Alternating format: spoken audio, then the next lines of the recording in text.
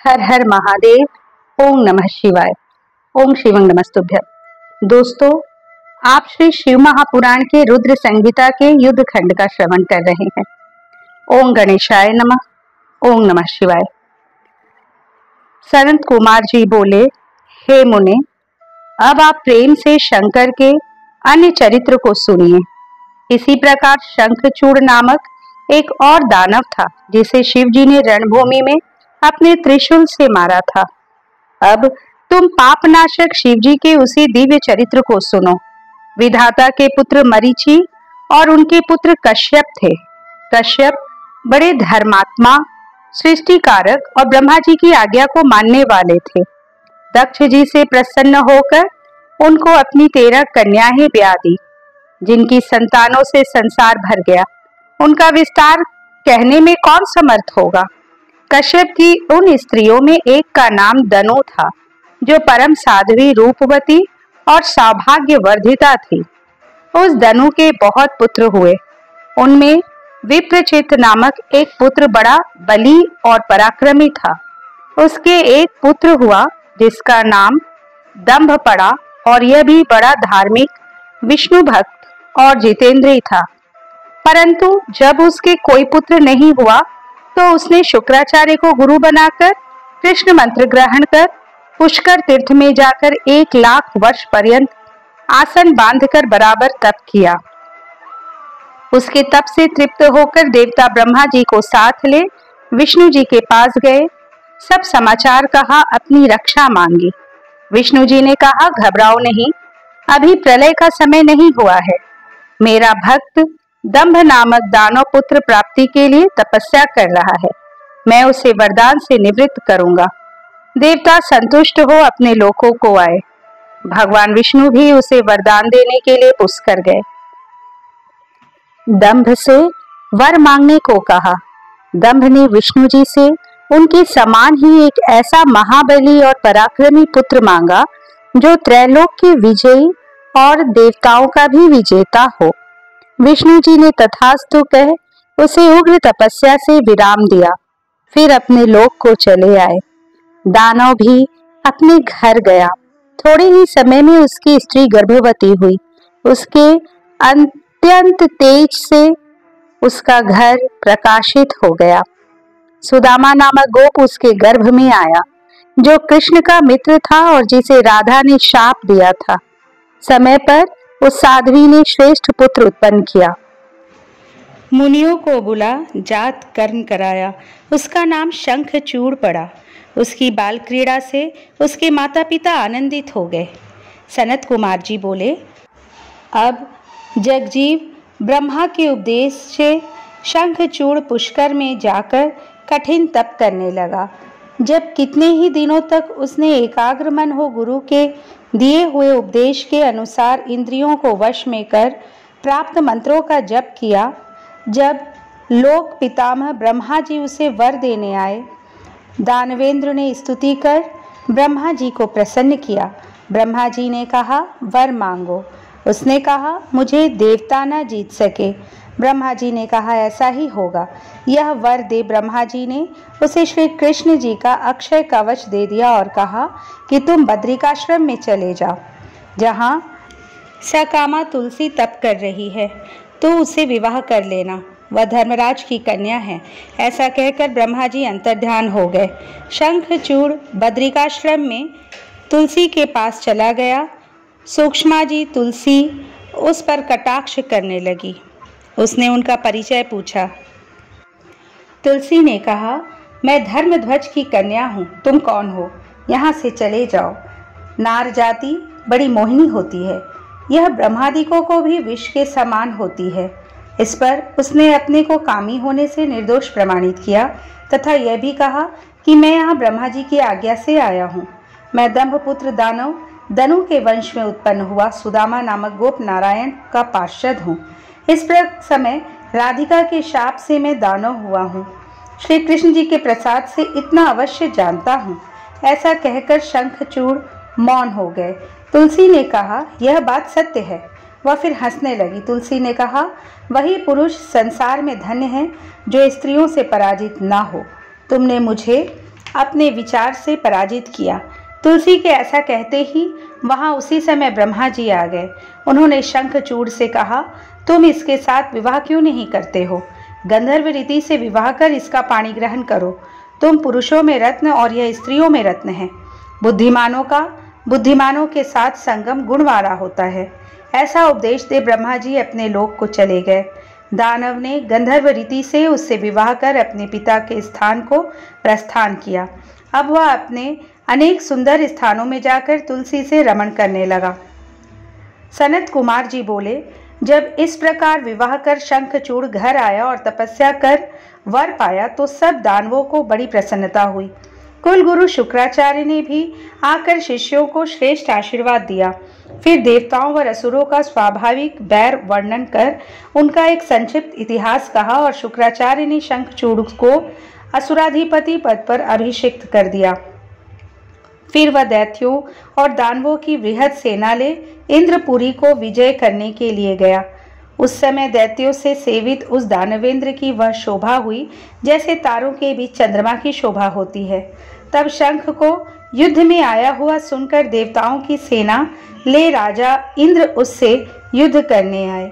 देवताओं और असुरों का बड़ा भयंकर संग्राम हुआ। बलि देवताओं से असुर पराजित हो भाग चले। दैत्यों के पलायन से दैत्यराज ने क्रुद्ध हो देवताओं से विकट संग्राम किया। उसके बड़े हुए वेग से देव सेना भाग चली। उन्होंने गुफाओं और कंदराओं की शरण ली। महाप्रतापी दंभ ने सब लोगों को जीत देवताओं का अधिकार हरण कर लिया। त्रैलोक्य उसके वश में हो गया। वह यज्ञ भाग भोग स्वयं इंद्र हो सारे जगत का शासन करने लगा। सूर्य, चंद्रमा, अग्नि, कुबेर, यम और वायु आदि सब देवता उसके वशवर्ती हो गए। इस प्रकार राजेश्वर शंखचूड़ ने कितने वर्षों तक संपूर्ण भुवनों का राज्य किया। शंखचूड़ गोलोकवासी कृष्ण का बड़ा मित्र, उनकी भक्ति में रत और साधु था। पूर्व जन्म के शाप से दानव योनि को प्राप्त हुआ था, परंतु उसकी बुद्धि दानवों की सी नहीं थी। उधर राज्य हरण से पराजित देवता ऋषियों को साथ ले ब्रह्मा जी की सभा में गए। अपना सब वृतांत कहा। ब्रह्मा जी उन्हें साथ ले विष्णु जी के पास वैकुंठ में गए। वहां सबने मिलकर शंख चक्र गदा पद्मधारी लक्ष्मीपति भगवान विष्णु को प्रणाम कर उनकी स्तुति की तथा रोते हुए अपना दुख कहा। उसे सुनकर भगवान विष्णु बोले, मैं शंखचूड़ के सब वृतांतों को जानता हूँ। पूर्व काल से ही मेरा बड़ा भक्त और परम तेजस्वी है, परंतु आप लोग व्याकुल न होइए। मैं इस संबंध में शिवजी से परामर्श करूंगा। देवताओं सहित ब्रह्मा से ऐसा कहकर विष्णु जी उन्हें साथ ले शिवलोक की ओर चले गए। वहां जाकर उन्होंने सर्वेश भक्तवत्सल शंकर जी की बड़ी आराधना की। सनत कुमार जी बोले, हे व्यास जी, इस प्रकार ब्रह्मादिकों को साथ ले विष्णु जी शिवलोक में पहुंचे तो उन्होंने क्या देखा कि शिवजी की सभा लगी हुई है और समस्त गण उनके चारों ओर से घेर कर बैठे हुए हैं। उनके विचित्र ठाट बाट हैं। उनकी दिव्य सभा की अद्भुत रत्नमय छटा है।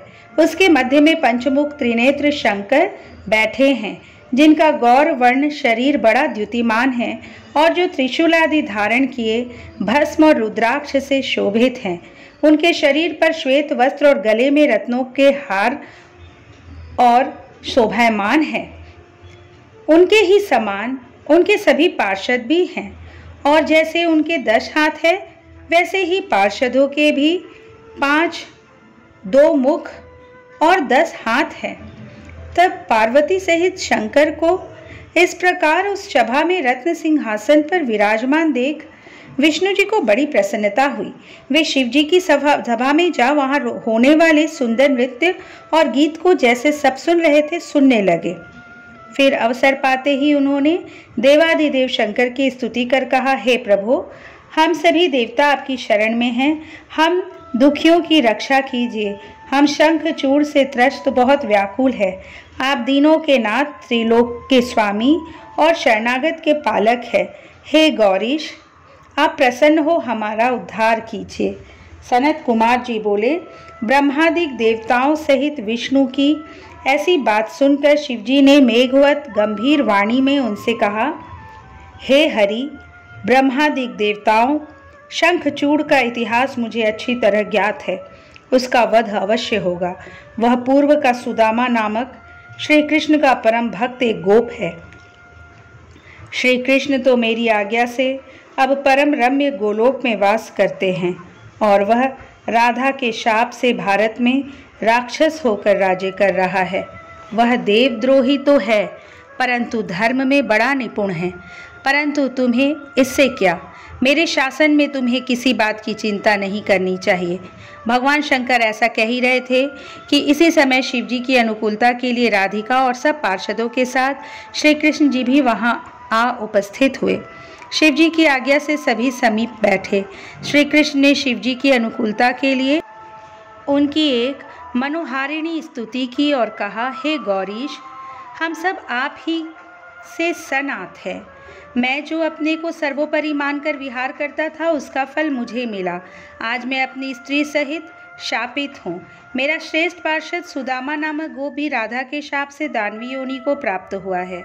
अस्तु हे परमेश्वर, हम पर प्रसन्न होइए, हमारा शापोद्धार कीजिए। शरणागत वत्सल शंकर जी प्रसन्न होकर उन्हें संतोष देते हुए कहने लगे, हे गोपिकानाथ कृष्ण, भय को त्याग सुखी हो। आगे चलकर तुम्हारा कल्याण होगा। तुम अपने अधिकार पर सावधानी से स्थित रहो। 12 कल्प में तरुणी राधा के साथ शाप भोग कर फिर तुम अपने धाम को प्राप्त होोगे। सुदामा गोप दानव योनि को प्राप्त हो इस समय सारे जगत को दुख दे रहा है। इस समय उसका नाम शंखचूड़ है। उसने सब देवताओं को कष्ट देकर बाहर निकाल दिया है, जिससे कार्यरत ब्रह्मा और इंद्र मेरी शरण आए हैं। मैं उनके क्लेशों को अवश्य दूर करूंगा।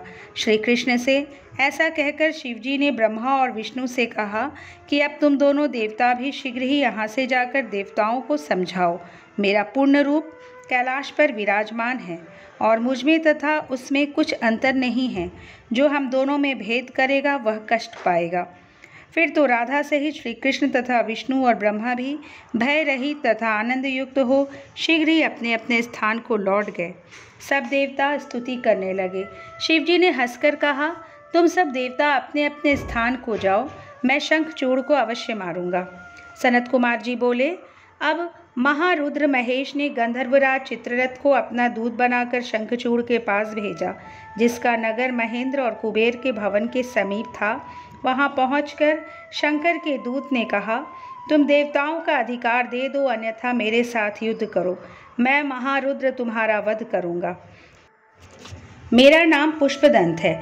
शंकर ने जो मुझसे कहा है वही तत्व मैं तुम्हें कह रहा हूँ। अब जैसा कहो मैं वैसा जाकर उनसे कह दूं। सनत कुमार जी कहते हैं, तब पुष्पदंत से ऐसा सुनकर राजा ने हंसकर उससे कहा कि मैं देवताओं को राज्य नहीं दूंगा। यह पृथ्वी वीर भोग्या है। मैं देवताओं के पक्षपाती रुद्र से युद्ध करूंगा, अतएव मैं पहले ही रुद्र पर आक्रमण करूंगा।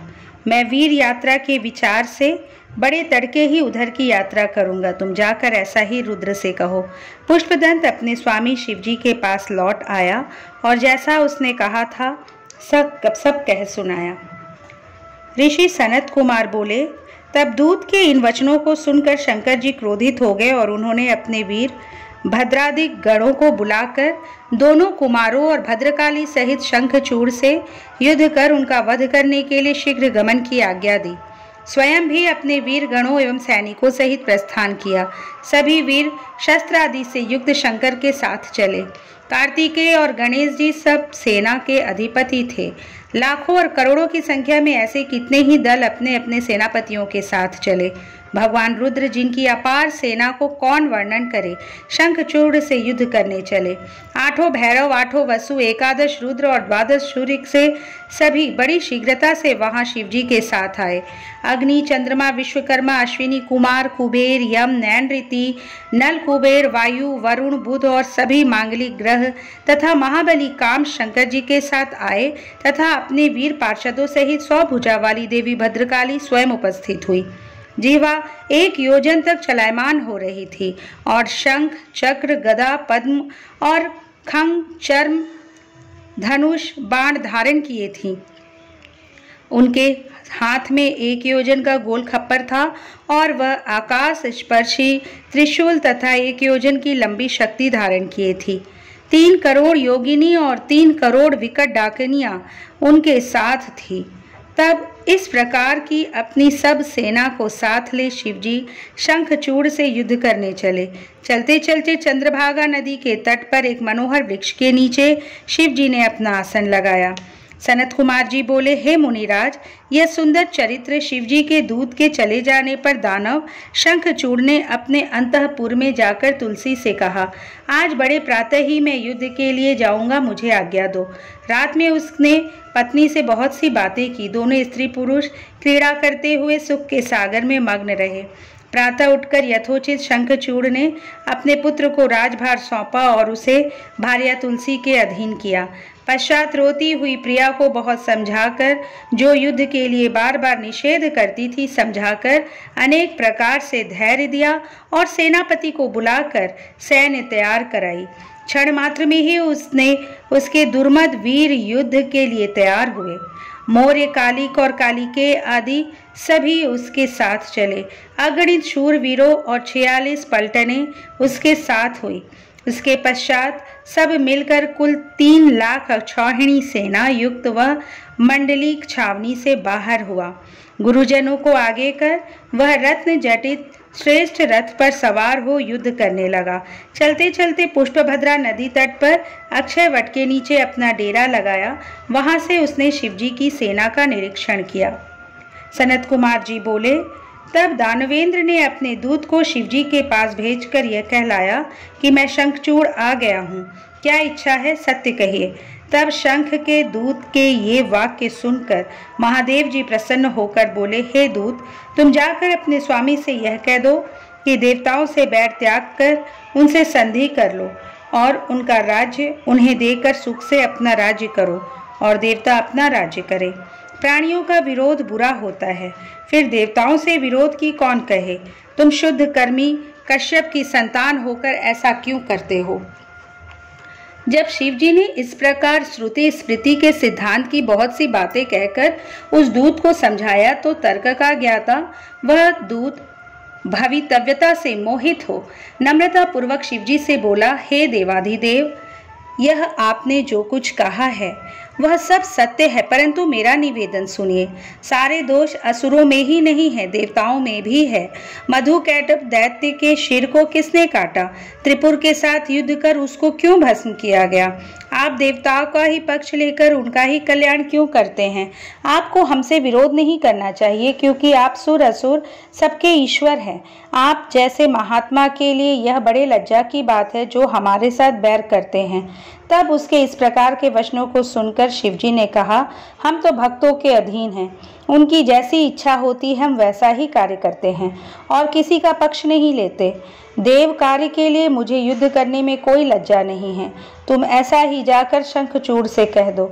यह कहकर शिवजी मौन हो गए। दूत अपने स्वामी शंखचूड़ के पास चला गया। सनत कुमार जी बोले, अब उस दूत ने जाकर अपने राजा से शिवजी की कही हुई बातें कह सुनाई। शंखचूड़ ने युद्ध को ही उचित समझा और उसने फौरन अपने वीरों को युद्ध की आज्ञा दे दी। इधर सर्वेश्वर शिवजी ने भी अपनी सब सेना और देवताओं को युद्ध के लिए प्रेरणा दी। स्वयं भी तैयार हुए। अनेक प्रकार के रणवाद्य बज उठे। दोनों पक्षों के वीर भयानक मार काट करने लगे।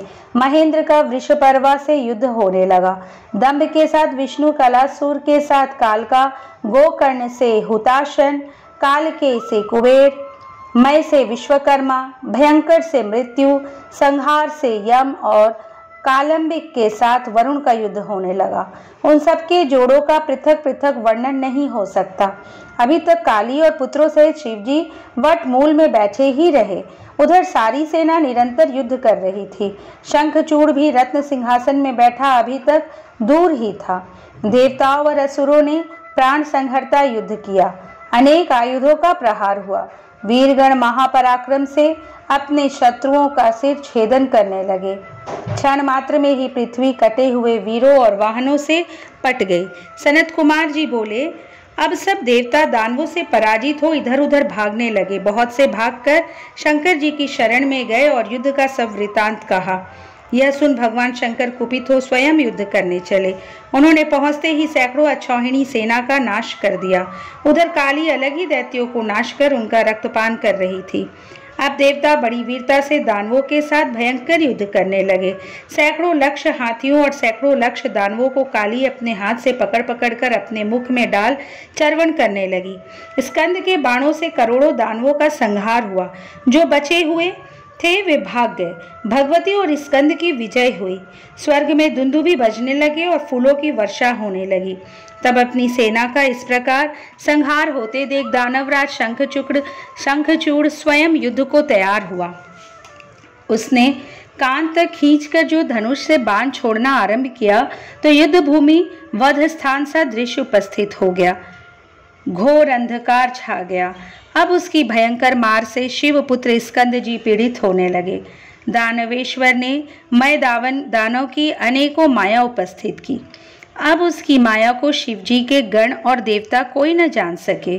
उसी समय उस महाबली शंखचूड़ ने स्कंद का धनुष काट दिया। साथ ही अपनी घातक शक्ति उठाकर उसकी छाती पर मारा। उसके प्रहार से स्कंद जी को क्षण भर के लिए मूर्छा आ गई। पश्चात मूर्छा से उठ स्कंद जी ने अपने माता पिता का ध्यान कर भयानक युद्ध किया। अब उनके बाणों से शंखचूड़ का रथ छेद छेद हो गया। उसके कवच, किरीट, कुंडल और वाहन सभी को स्कंद जी ने छेद डाला और एक ऐसी विषभुजी शक्ति उठाकर जो उसे मारी तो उसके प्रहार से शंखचूड़ पृथ्वी पर गिर पड़ा और बहुत काल तक मूर्छित रहा। उसके पश्चात उठकर उसने भी कार्तिकेय पर अपनी शक्ति का प्रहार किया, जिसके लगने से वे भी मूर्छित हो पृथ्वी पर पड़े रहे। इस प्रकार उन्होंने ब्रह्म वाक्य को प्रमाणित किया। काली उन्हें अपनी गोद में उठा शिवजी के पास लाई। शिवजी ने उन्हें जीवित कर दिया। वे उठकर फिर युद्ध की ओर चले। उधर वीरभद्र शंखचूड़ से लड़ रहे थे। दोनों ने एक दूसरे के बाणों को काटा और परस्पर आघात किया, परंतु शंखचूड़ ने एक शक्ति चलाकर वीरभद्र को पृथ्वी पर गिरा दिया। वे शीघ्र ही उठ पड़े और दूसरा धनुष ले युद्ध करने लगे। उसी समय काली फिर युद्ध में आई और कार्तिकेश्वर की रक्षा करती हुई दानवों का चर्वण करने लगी। दोनों पक्षों के वीर विकट संग्राम कर रहे थे। सनत कुमार जी बोले, अब देवी ने युद्ध भूमि में भयानक सिंहनाद किया। कितने ही दानव मूर्छित हो गिर पड़े। विकराल दांतों वाली चंडियां वीरों का रक्तपान कर नाचने लगी। देवताओं के दल में महाकोलाहल होने लगा। तब काली को इस प्रकार सम्रारूढ़ देख दानवेंद्र शंखचूड़ स्वयं उससे युद्ध करने आया। काली ने प्रैलाग्नि के समान घोर बाण वर्षा की, परंतु राजा शंखचूड़ ने वैष्णव अस्त्र चलाकर उसे शांत कर दिया। तब देवी ने नारायण अस्त्र चलाया। दानवेंद्र रथ से उतरकर उसे प्रणाम करने लगा। इससे वह अस्त्र स्वयं ही शांत हो गया। तब देवी ने ब्रह्मास्त्र छोड़ा। दानवेंद्र रथ से उतरे, इससे भी बच गया। ब्रह्मास्त्र से बचकर उसने मंत्र पूर्वक देवी पर घोर बाण वर्षा की। देवी उन सब बाणों का चर्वण करने लगी। साथ ही ऐसी घोर गर्जना करने लगी कि उससे दानव भयभीत हो गए। इस प्रकार एक ओर से काली और दूसरी ओर से दैत्येंद्र भीषण संग्राम करने लगे। इसके पश्चात जब महाकाली ने पाशुपत का प्रयोग किया तो उसकी अमोघता की रक्षा के लिए आकाशवाणी ने रोक दिया, क्योंकि उससे उसकी मृत्यु नहीं लिखी थी। भद्रकाली पाशुपत को रोक 100 लाख दानवों को चट कर गई। फिर शंखचूड़ को भी खाने को दौड़ी। तब दानवेंद्र ने रौद्रास्त्र से उसका वेग रोका और भी कई दिव्य अस्त्रों के प्रयोग किया, परंतु परम क्रुद्धा भगवती ने सब खंड खंड कर काट दिए। उसके चलाए हुए चक्रादि को वह निगल गई। फिर बड़े वेग से उछलकर जो देवी ने उसे एक मुष्टि प्रहार किया तो दानवराज 7 चक्कर खाकर पृथ्वी पर गिर पड़ा और क्षण भर के लिए उसे मूर्छा आ गई। उसके बाद उठकर देवी से बाहु युद्ध करना चाहा, परंतु माता की बुद्धि से बाहु युद्ध नहीं किया। देवी ने उसे पकड़कर और बार बार घुमाकर बड़े क्रोध से ऊपर को फेंक दिया। प्रतापी शंखचूड़ बड़े वेग से ऊपर से कूद गया। फिर नीचे आ भद्रकाली को प्रणाम कर उनके आगे खड़ा हुआ और वह अपने रथ पर जा बैठा और भद्रकाली क्रोध से दानवों का रक्तपान करने लगी। उसी समय आकाश से यह वाणी हुई कि हे देवी, अभी समर में तुम्हें 1,00,000 दानवों का रक्तपान करना है। तुम उन्हें शीघ्र भक्षण करो और संग्राम से दानवराज के वध की इच्छा ना करो, क्योंकि शंखचूड़ तुमसे अवध्य है। भद्रकाली दानवों का रक्त पीने लगी। फिर शिवजी के पास जाकर सब वृत्तांत कहा। सनत कुमार जी बोले, काली से ऐसा सुन शिवजी अपने गणों को साथ ले स्वयं युद्ध करने चले। जब वृषभ पर चढ़े महेश्वर युद्ध भूमि में जाकर खड़े हुए तो उनको देखकर शंखचूड़ ने रथ से उतरकर शीश झुका उन्हें दंडवत प्रणाम किया। फिर विमान पर चढ़ कवच पहन धनुष उठा युद्ध करने लगा। 100 वर्ष तक उसने शिवजी से युद्ध किया। मेघों के समान अपार बाण वर्षा की। महावीर शंखचूड़ ने बड़े ही दारुण बाण चलाए, परंतु शिवजी ने उन सबको काट गिराया। उसके बाद उन महारुद्र ने परम कुपित हो उसके अंगों में शस्त्रों का प्रहार किया। शंखचूड़ ने शिवजी के वर वाहन के सिर पर तलवार चलाई, परंतु इसके पहले शिवजी ने अपने पैने बाण मारकर उसकी ढाल तलवार दोनों को ही काट गिराया। तब दानव ने बड़े कोप से शिवजी पर चक्र का प्रहार किया। शिवजी ने अपना मुष्टिक मार उसे चूर्ण कर दिया। तब उसने गदा चलाई। शिवजी ने उसकी गदा तोड़ दी। इस प्रकार परस्पर भिन्न अस्त्रों से वह लड़ता ही रहा और शिवजी उसके सभी अस्त्रों को काटते तोड़ते और चूर्ण करते ही रहे। इतने ही में महाकाली वहां फिर आ पहुंची और अपना मुख फैलाकर बहुत से राक्षसों का भक्षण करने लगी।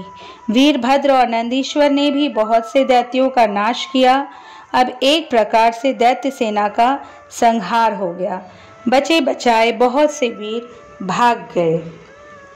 सनत कुमार जी बोले, तब अपनी सेना के इस भीषण संहार को देखकर उस दानव ने बड़ा क्रोध किया और उसने महादेव पर अनेकों अस्त्रों का प्रहार किया। मेघवत बाण बरसाने लगा। फिर अदृश्य हो माया से भय दिखाने लगा, जिसे देवताओं में से कोई भी न समझ सका। परंतु उसकी कुछ भी परवाह न कर शंकर जी उस पर अपने दिव्य प्रहार करने लगे। इससे तत्क्षण ही उसकी सारी माया नष्ट हो गई। तब महाबली महेश्वर ने उसके वध के लिए अपना वह त्रिशूल उठा लिया, जिसका सहन करना तेजस्वियों के लिए कठिन था।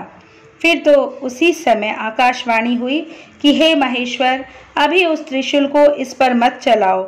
आप जैसे समर्थ के लिए शंखचूड़ को मारना क्या कठिन है। फिर इस प्रतापी अस्त्र को इस पर क्यों चलाते हैं।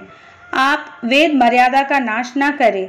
जब तक इसके पास विष्णु का उत्तम कवच और इसकी पतिव्रता स्त्री है, तब तक इसको ना तो जरा है और ना मृत्यु। इस प्रकार उस आकाशवाणी को सुनकर शिवजी ने वैसा ही किया और शूल को रोक रखा। फिर तो शिवजी की इच्छा से श्री विष्णु जी वहां गए। उन्होंने वृद्ध ब्रह्मा जी का वेश धारण कर शंखचूड़ से भेंट कर भिक्षा मांगी। शंखचूड़ ने पूछा, क्या चाहिए। इस पर उस वृद्ध ने कहा, मैं इस प्रकार नहीं मांगूंगा, पहले आप प्रतिज्ञा कीजिए। शंखचूड़ ने प्रतिज्ञा की। ब्राह्मण ने कहा, मैं आपका कवच चाहता हूँ। दानवराज ने प्राणों से भी प्यारा कवच ब्राह्मण को दे दिया। हरि ने माया से शंखचूड़ का कवच ले लिया। फिर उसी रूप से वे उसकी स्त्री तुलसी के समीप पहुंचे। माया विशारद विष्णु ने देवताओं के कार्य के लिए उसके साथ शक्ति से विहार किया। फिर तो शिवजी को अवसर मिला। उन्होंने विजय नामक एक प्रज्वलित शूल उठा शंखचूड़ पर चला दिया। उस शूल से उसका संहार कर दिया। आकाश में दुंदुभी बजने लगी। गंधर्व किन्नर गाने और अप्सराएं नृत्य करने लगी। शिव जी के ऊपर फूलों की वर्षा हुई और मुनिगण शिव जी की प्रशंसा करने लगे। शंखचूड़ राजा भी शाप से मुक्त हो अपने पूर्व रूप को प्राप्त हुआ। उसकी हड्डियों से एक प्रकार की शंख जाति पैदा हुई, जिसका जल शिव जी को छोड़ सभी पर चढ़ाया ग्राह्य है। विशेषतः विष्णु और लक्ष्मी को तो शंख का जल बहुत ही प्रिय है। इसके पश्चात उमा सहित नंदीश्वर पर चढ़कर स्कंद और गणों सहित शिवजी अपने लोक को गए और अंत में देवता भी स्वस्थता को प्राप्त हुए। शंकर जी का यह सुखदायक चरित्र सब दुखों को हरने वाला, लक्ष्मी देने वाला और सब कामनाओं को पूर्ण करने वाला है।